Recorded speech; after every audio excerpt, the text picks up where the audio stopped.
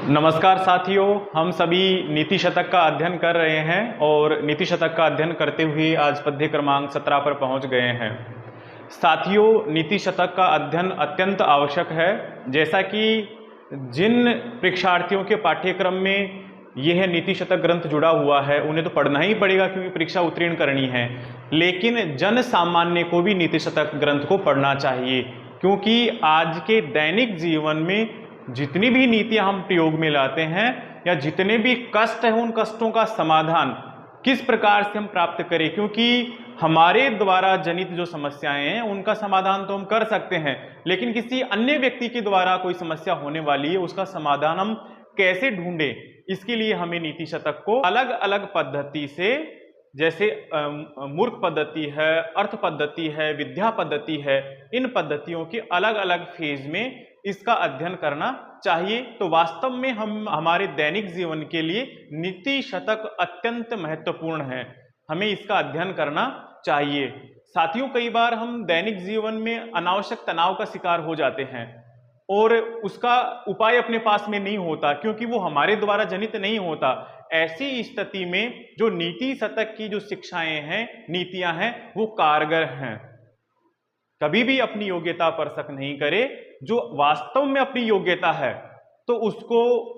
आप हमेशा सही दिशा में काम लेते रहें, लोग चाहे उसके बारे में कुछ भी कहें। इस पद्य में भी कुछ इसी प्रकार का है कि मान लो कि आप जहां काम करते हैं वहां लोग आपका तिरस्कार कर रहे हों,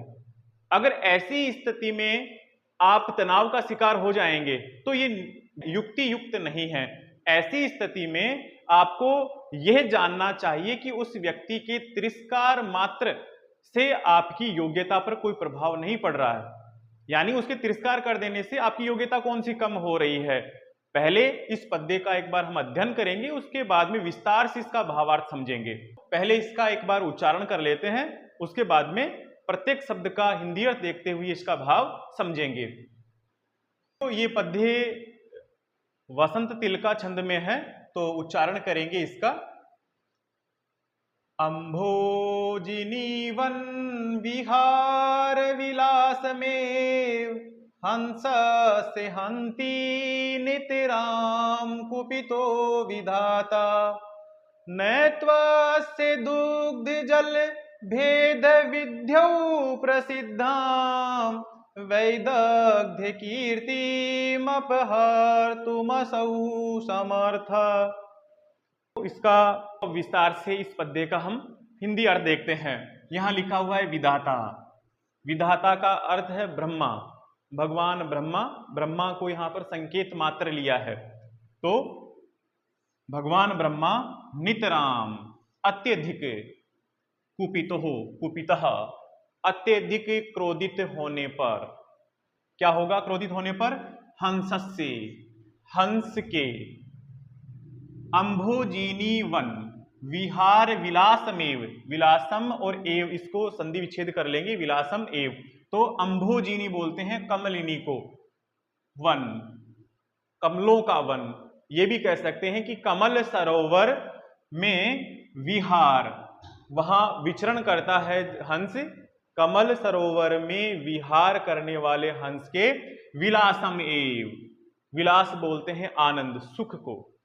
सुख को एव यानी ही, सुख को ही, आनंद को ही हंती, नष्ट कर सकते हैं। जो ब्रह्मा है वो अत्यधिक क्रोधित होने पर हंस के जो कमल सरोवर में विचरण करते हुए सुख प्राप्ति का जो संसाधन है, साधन है, उसको ही हंती यानी समाप्त कर सकते हैं, नष्ट कर सकते हैं। यहां पर देखो फिर आगे तवस्से, यहां संधि विच्छेद कर लेंगे, यहां संधि हो रखी है तू अस्से, तू किंतु,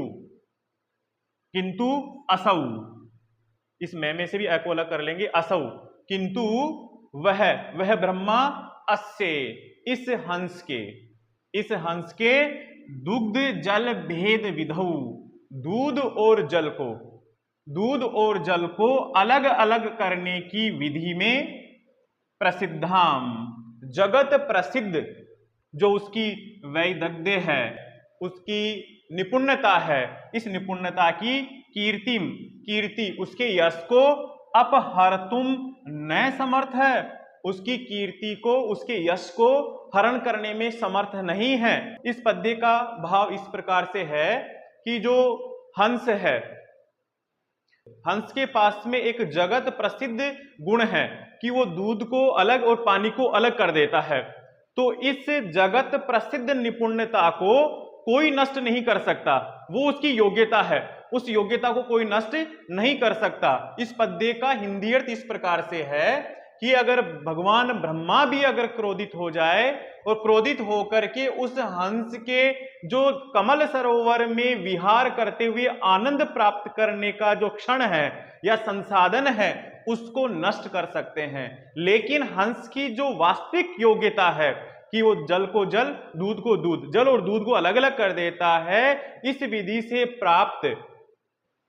जगत प्रसिद्ध निपुणता की कीर्ति है, इसको भगवान ब्रह्मा भी न समर्थ, अपहर्तुम न समर्थ है, उसको हरण करने में समर्थ नहीं है, अर्थात इस वाली योग्यता को नष्ट नहीं किया जा सकता। दैनिक जीवन में हमें भी इस पद्य से यह सीखने को मिलता है कि अगर कोई अधिकारी गण या कोई प्रभावशाली व्यक्ति अगर आपका अपमान कर देता है, किसी विद्वान का तिरस्कार कर देता है, तो इसमें उस विद्वान के गुणों को उस विद्वान से पृथक नहीं किया जा सकता, उन्हें अलग नहीं किया जा सकता। जैसे मान लो किसी राज दरबार में, किसी राजा के दरबार में कोई विद्वान है, अब राजा उस विद्वान पर क्रोधित हो गया, तो क्रोधित होकर के ज्यादा से ज्यादा उसको सेवानिवृत्त कर सकते हैं, वहां से दरबार से निकाल सकते हैं, उसका तिरस्कार कर सकते हैं, लेकिन उस विद्वान को, उस विद्वान में जो विद्वत्ता है, उसके जो गुण हैं, उन गुणों से उसको अलग नहीं किया जा सकता। इस प्रकार से समझेंगे कि जो वास्तव में क्वालिटी रखता है, वास्तव में किसी विषय पर निपुणता रखता है, उस व्यक्ति का अगर कोई व्यक्ति अपमान भी कर देता है तो इससे कोई विशेष फर्क नहीं पड़ेगा, क्योंकि उस व्यक्ति की वास्तविक निपुणता और योग्यता तो उसी व्यक्ति में अभी भी है। अतः एक उदाहरण देकर के समझाया है कि अगर हंस के पास में क्वालिटी है, उसकी एक योग्यता है कि वह दूध और पानी को अलग अलग कर देता है, ठीक उस हंस की अगर जैसे उसके सुख संसाधन है उनको अगर छीन लिया जाए तो क्या हंस के कोई फर्क पड़ेगा? क्या उसकी जो योग्यता है उसको कोई छीन थोड़ी सकता है, उसके संसाधन को ही छीन सकते हैं ना, उसकी वास्तविक योग्यता को नहीं छीना जा सकता। अतः अगर किसी प्रभावशाली व्यक्ति के द्वारा, किसी अधिकारी व्यक्ति के द्वारा या किसी राजागण के द्वारा किसी व्यक्ति का अगर अपमान होता है और वो वास्तव में विद्वान है तो उस व्यक्ति के कोई फर्क नहीं पड़ता, क्योंकि उसकी योग्यता, उसके वास्तविक गुण उस व्यक्ति के साथ में है, उस तिरस्कार से उसके कोई फर्क नहीं पड़ने वाला। इस पद्य में महाकवि भर्तृहरि ने विद्वत्ता की महत्ता और प्रशंसा करते हुए पद्य लिखा है कि जो वास्तव में विद्वान है वो सर्वोपरि है, उसका कहीं अपमान हो ही नहीं सकता। तो साथियों, इस पद्य का भाव आप समझ गए होंगे। अब मिलते हैं अगली क्लास में। धन्यवाद।